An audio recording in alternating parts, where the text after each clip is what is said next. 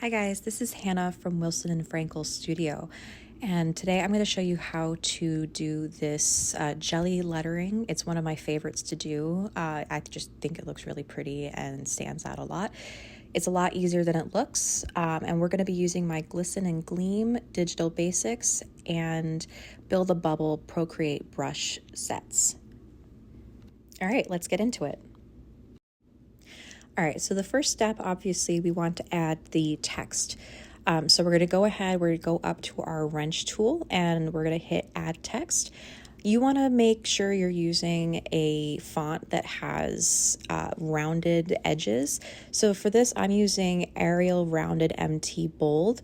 There's a couple other rounded options you can use, and you can mess with the size and some of the other settings like the kerning and the tracking. Just do whatever you'd like until you find something that you like.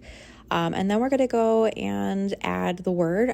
Today we're going to use the word glossy because that's the look we're going for. And then you can resize it the way you'd like. I like to turn on snapping so I can make sure it gets centered. So I'm going to blow that up a little bit and just get that centered. Okay. So next we want to go ahead and rasterize the layer. So tap that layer and hit rasterize. It just means it's a regular layer. You don't have to worry about text anymore.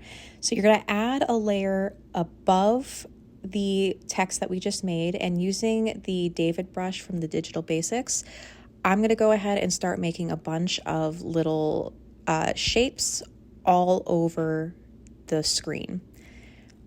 So I'm using my Stay palette today, and I'm just going to use lots of different, let's see, I'm gonna use a little pink, and literally just make whatever shapes you want. It really doesn't matter. And have as much fun with it as you can.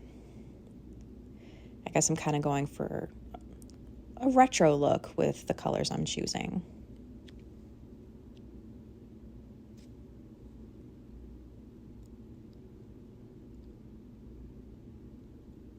And I'm realizing maybe I should have sped this up a little bit, but that's okay. We're all in this together.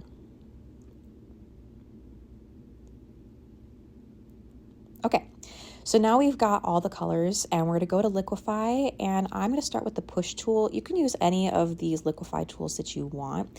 Really, this is completely up to you. You just want this to look how you're happy with.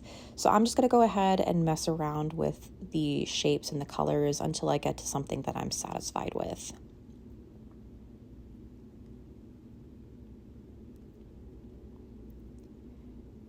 Again, maybe I should have sped this up. That's okay. All right. I think I'm just about ready. Okay, I think this is where I decided I was happy with the look. So now we want to get this color layer to only show up on the text layer. So to do this, we're going to go ahead and tap the layer that we just made and hit clipping mask. Perfect. So now it's only going to show up on the text. So even if we select the text and try to move it around, it'll change how the colors look, but it's not going to leave the boundaries of the letters. So I want to add a colored background. You don't have to. I just like to add. So I'm going to use another color from the Stay palette and just drop that right there. And I want to give this a shadow look. So I'm going to duplicate the layer with my text, and using the bottom layer, I'm going to tap it again and hit alpha lock. And using the same color that I used on the background, I'm going to hit fill layer. And then I'm going to change the blend mode to multiply. Multiply is my favorite for adding shadows. And then just go ahead and un-alpha lock. And then you can move the shadow layer in whatever direction you want. I tend to turn snapping off so I can just have free reign of where I move it. So move it wherever you'd like. And then once you're satisfied with the direction, you can go ahead and use Glossy and Blur and just soften the edges. And I decided that this color wasn't dark enough, so I'm going to go ahead and alpha lock the layer again, and then use a slightly darker shade of yellow and fill layer. And now I'm happy with that. All right, so now for the super fun stuff. So we want to add another layer above what we've been working on. So we'll hit add and tap that layer and just make sure you hit clipping mask. So now we're going to go to my Glisten and Gleam brush set, and we want to find the glitter dust brush. It's probably my favorite in the entire set. So we'll choose that, and then we're going to go back to the layer that we just created and set the blend mode to overlay.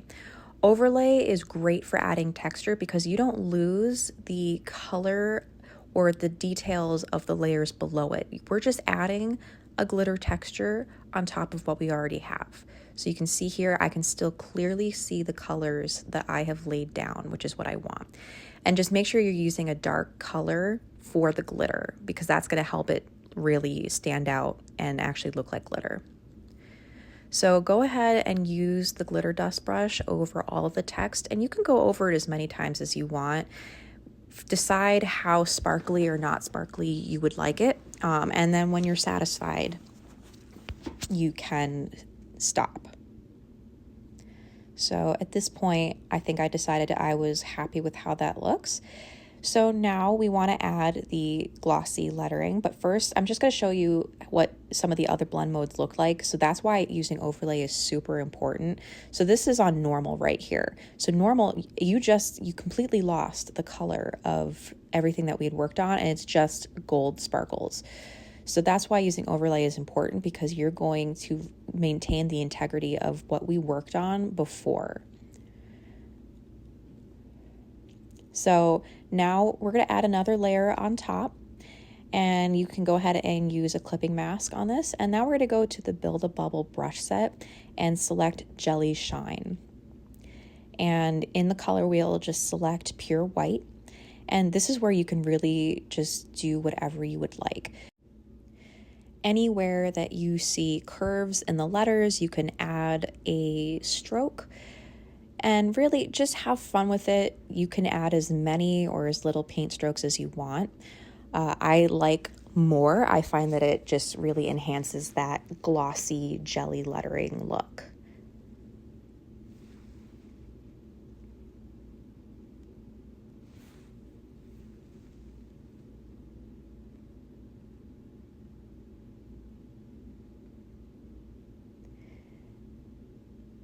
And when it comes to similar letters, like I have two S's here, I try to kind of maintain the same design that I did on the first S, but that, it's not necessary.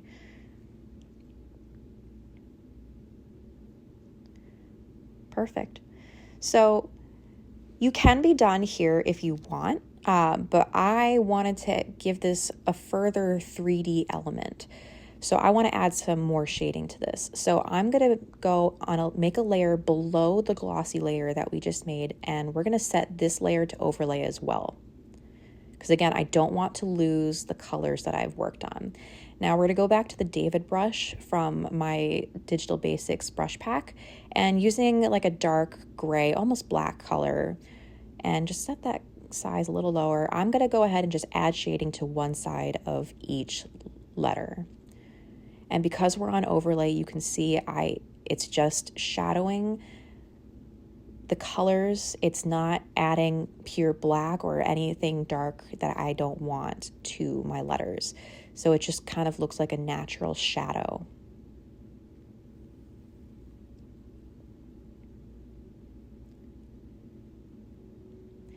And like I said, this is completely optional. You don't have to add this if you don't want to, but I really wanted this to look very 3D, like it's popping out of my screen. So that's why I chose to add this extra step.